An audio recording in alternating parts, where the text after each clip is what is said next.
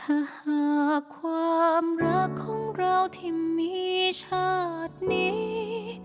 สุดดวงใจก็คงเป็นไปไม่ได้ขอให้เรามีกันและกันแสนนานเรื่อยไปขาดใจตายยังไงก็รักเพียงคุณ